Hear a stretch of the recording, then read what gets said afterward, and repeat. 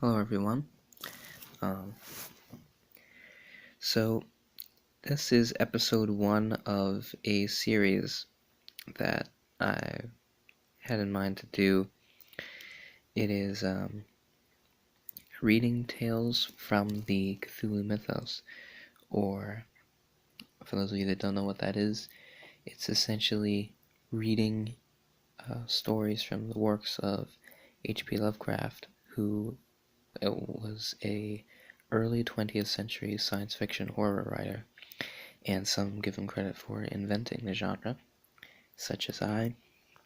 So, yeah, the Cthulhu mythos is about a third of his work, which is a continuing plot storyline with recurring characters and themes uh, throughout his work that about one in every three of his works incorporates. So we're going to be reading those in order. So today we have the fairly short story of Dagon, which is the first in the series. You don't necessarily have to read them in order, they're just, I want to because it's from oldest to newest. Anyway, this is from 1916, so forgive me if it's a bit old-timey. But for my fellow Lovecraft fans out there, or just anyone who's interested in this, then here we go. Dagon by H.P. Lovecraft. I am writing this under an appreciable mental strain, since by tonight I shall be no more. Penniless, and at the end of my supply of the drug which alone makes life endurable, I can bear the torture no longer, and shall cast myself from this garret window into the squalid street below. Do not think from my slavery to morphine that I am a weakling or a degenerate. When you have read these hastily scrawled pages, you may guess, though never fully realize, what it is that I must have, forgetfulness or death. It was in one of the most open and least frequented parts of the broad Pacific that the packet of which I was supercargo fell a victim to the German sea raider. This great war was then at its very beginning, and the ocean forces of the Hun had not completely sunk to their later degradation, so that our vessel was made a legitimate prize, whilst we of her crew were treated with all the fairness and consideration due us as naval prisoners. So liberal, indeed, was the discipline of our captors, that 5 days after we were taken I managed to escape alone in a small boat with water and provisions for a good length of time. When I finally found myself adrift and free, I had but little idea of my surroundings. Never a competent navigator, I could only guess vaguely by the sun and stars that I was somewhat south of the equator. Of the longitude I knew nothing, and no island or coastline was in sight. The weather kept fair, and for uncounted days I drifted aimlessly beneath the scorching sun, waiting either for some passing ship or to be cast on the shores of some habitable land. But neither ship nor land appeared, and I began to despair in my solitude upon the heaving vastnesses of unbroken blue. The change happened whilst I slept. Its details I shall never know, for my slumber, though troubled and dream-infested, was continuous. When at last I awakened, it was to discover myself half sucked into a slimy expanse of hellish black mire which extended about me in monotonous undulations as far as I could see, and in which my boat lay grounded some distance away. Though one might well imagine that my first sensation would be of wonder at so prodigious and unexpected a transformation of scenery, I was in reality more horrified than astonished, for there was in the air and in the rotting soil a sinister quality which chilled me to the very core. The region was putrid with the carcasses of decaying fish, and of other less describable things which I saw protruding from the nasty mud of the unending plain. Perhaps I should not hope to convey in mere words the unutterable hideousness that can dwell in absolute silence and barren immensity. There was nothing within hearing, and nothing in sight save a vast reach of black slime, yet the very completeness of the stillness and the homogeneity of the landscape oppressed me with a nauseating fear. The sun was blazing down from a sky which seemed to me almost black in its cloudless cruelty, as though reflecting the inky marsh beneath my feet. As I crawled into the stranded boat, I realized that only one theory could explain my position. Through some unprecedented volcanic upheaval, a portion of the ocean floor must have been thrown to the surface, exposing regions which for innumerable millions of years had lain hidden under fathomable watery depths. So great was the extent of the new land which had risen beneath me that I could not detect the faintest noise of the surging ocean, strain my ears as I might. Nor were there any sea-fowl to prey upon the dead things. For several hours I sat thinking or brooding in the boat, which lay upon its side, and afforded a slight shade as the sun moved across the heavens. As the day progressed, the ground lost some of its stickiness, and seemed likely to dry sufficiently for traveling purposes in a short time. That night I slept but little, and the next day I made for myself a pack containing food and water, preparatory to an overland journey in search of the vanished sea and possible rescue. On the third morning I found the soil dry enough to walk upon with ease. The odor of the fish was maddening, but I was too much concerned with graver things to mind so slight an evil, and set out boldly for an unknown goal. All day I forged steadily westward, guided by a far-away hammock, which rose higher than any other elevation on the rolling desert. That night I encamped, and on the following day still traveled toward the hammock, though that object seemed scarcely nearer than when I had first espied it.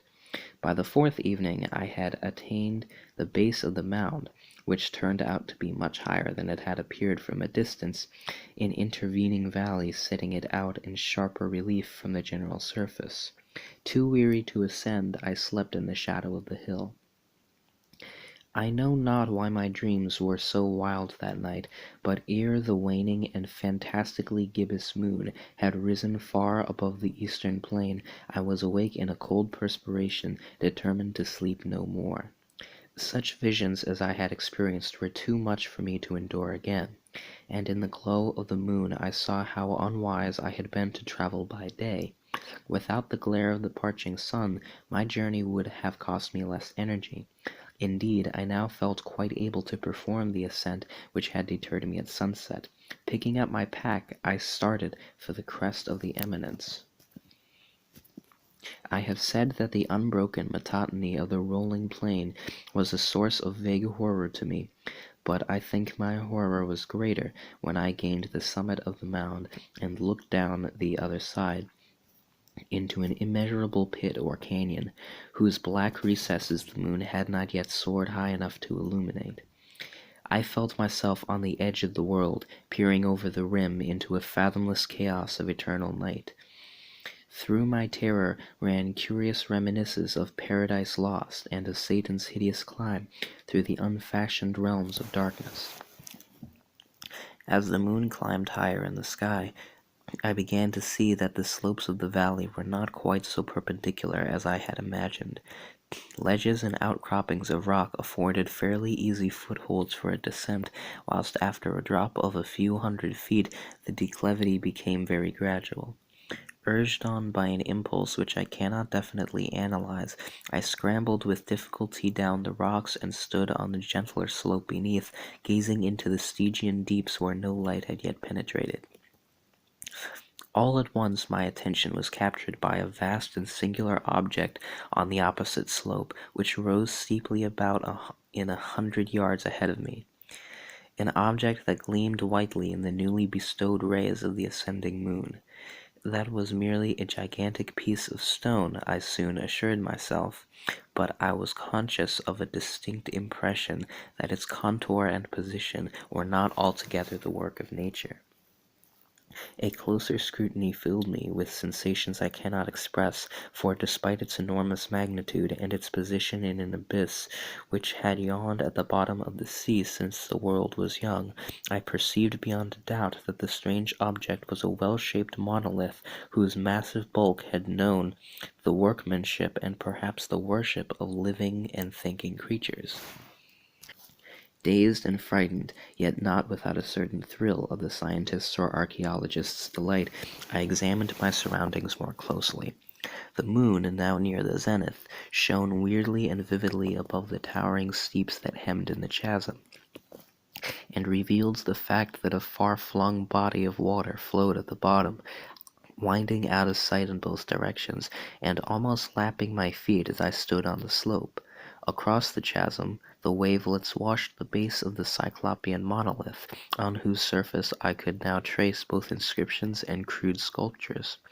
The writing was in a system of hieroglyphs unknown to me, and unlike anything I had ever seen in books, consisting for the most part of conventionalized aquatic symbols such as fish, eels, octopi, crustaceans, mollusks, whales, and the like. Several characters obviously represented marine things which are unknown to the modern world, but whose decomposing forms I had observed in the ocean-risen plain. It was the pictorial carving, however, that did the most to hold me spellbound. Plainly visible across the intervening water on account of their enormous size were an array of bas-reliefs whose subjects would have excited the envy of a Dore. I think that these things were supposed to depict men, at least a certain sort of men, though the creatures were shown disporting like fish in the waters of some marine grotto, or paying homage at some monolithic shrine, which appeared to be under the waves as well.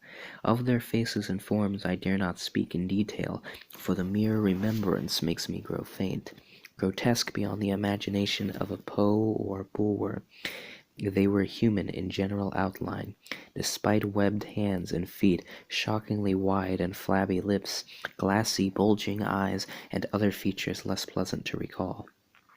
Curiously enough, they seemed to have been chiseled badly out of proportion with their scenic background, for one of the creatures was shown in the act of killing a whale represented as but little larger than himself. I remarked, as I say, their grotesqueness and strange size, but in a moment decided that they were merely the imaginary gods of some primitive fishing or seafaring tribe, some tribe whose last descendant had perished eras before the first ancestor of the Piltdown or Neanderthal man was born. Awestruck at this unexpected glimpse into a past beyond the conception of the most daring anthropologist, I stood musing whilst the moon cast queer reflections on the silent channel before me. Then suddenly I saw it. With only a slight churning to mark its rise to the surface, the thing slid into view above the dark waters.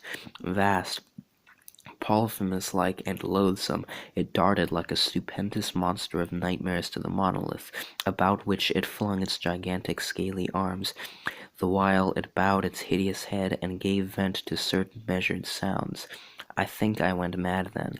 Of my frantic ascent of the slope and cliff, and of my delirious journey back to the stranded boat, I remember little. I believe I sang a great deal, and laughed oddly when I was unable to sing. I have indistinct recollections of a great storm some time after I reached the boat.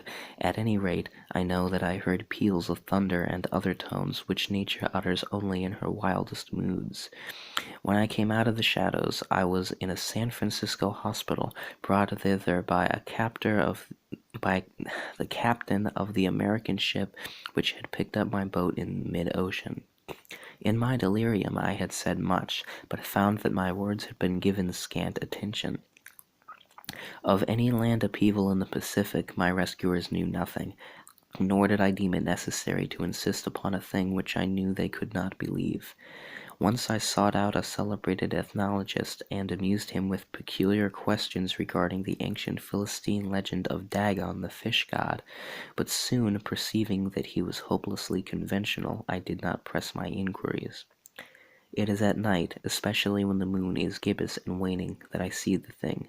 I tried morphine, but the drug has given only transient surcease, and has drawn me into its clutches as a hopeless slave. So now I am to end it all, having written a full account for the information or the contemptuous amusement of my fellow men. Often I ask myself if it could not all have been a pure phantasm, a mere freak of fever as I lay sun-stricken and raving in the open boat after my escape from the German man-of-war. This I ask myself, but ever does there come before me a hideously vivid vision in reply. I cannot think of the deep sea without shuddering at the nameless things that may at this very moment be crawling and floundering on its slimy bed, worshipping their ancient stone idols and carving their own detestable likeness on its slimy bed, worshipping their on their slimy bed, worshipping their ancient stone idols and carving their own detestable likeness on submarine obelisks of water-soaked granite. I dream of a day when they may rise above the billions to drag down in their reeking talons the remnants of puny, war-exhausted mankind, of a day when the land shall sink and the dark ocean floor shall ascend amidst universal pandemonium. The end is near. I hear a noise at the door, as of some immense slippery body lumbering against it. It shall not find me. God, that hand, the window, the window. So yeah, that's Dagon by H.P. Lovecraft. The first of, I don't even know how many, but a lot of stories from the Cthulhu mythos. So if you thought this one was a little weak, don't worry. They get stronger as they get newer. It goes all the way up to 1937, but let me know in the comments section what you thought both of the book and my job reading it. Yeah, I know it wasn't as good as an audiobook, but there aren't any audiobooks for most of these things, so yeah, whatever. But yeah, let me know in the comments section, and apologies for the poor visual quality. I've been having some difficulties with that recently, but yeah, so that's that.